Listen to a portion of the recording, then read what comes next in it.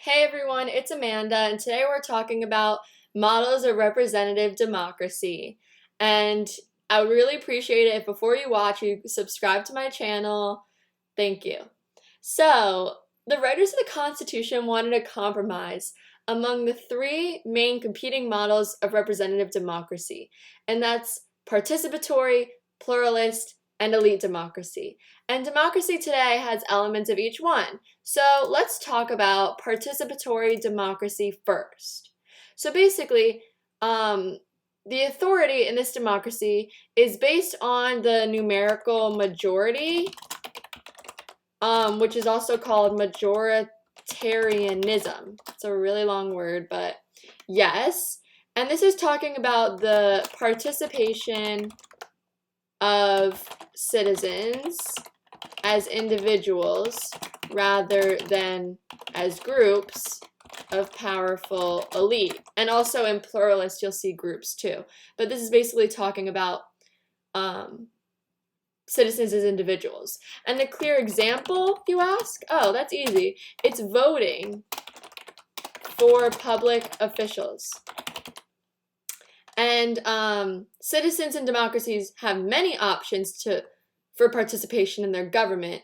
They can also engage in political discussions, they can sign petitions, they can go to town halls, they can contact officials, and they can also participate in protests.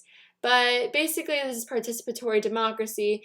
And remember that the government authority should be in the hands of individuals, which are selected by the people. So let me make this a different color because that didn't change. But yeah. Okay, let's move on to the next one, which is pluralist democracy. Okay, this video is kind of a mess. Great.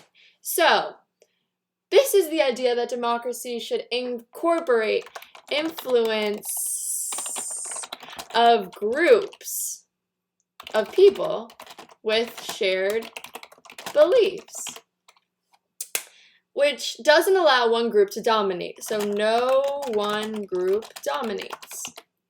And basically, these various groups are going to compete for power and influence. But no one group is able to establish their long-term control.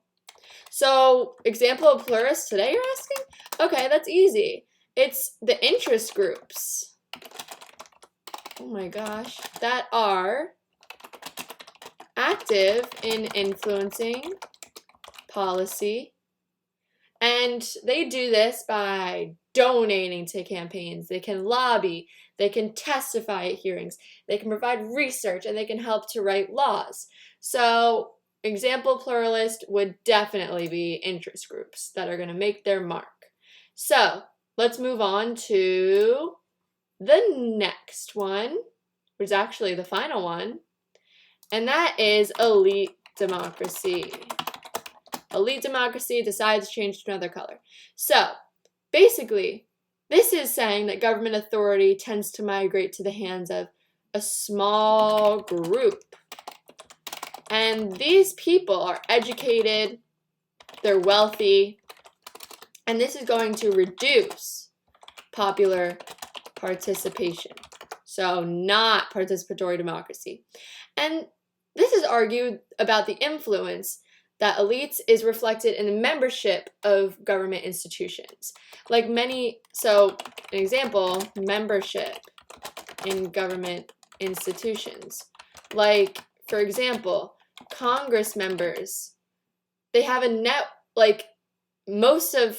many Congress members, they have a net worth of $1 million or more. So that's a lot of money. Let's put money, because yes. And very few members of Congress are going to come from a working class background. And another thing is SCOTUS justices, they all come from prestigious law schools. I mean, it's not a requirement, but it's true when you're looking at what they're made up of. So that's another example. And yes, it is definitely good for the justices of the Supreme Court who are defending the Constitution to be educated. But this just shows another example of elite democracy. So I hope that you enjoyed this video, and I hope that it made sense to you and it helped you. So if it did, I drew a heart. If it did, please follow my YouTube channel. Subscribe to my YouTube channel and like it. Thank you. Bye.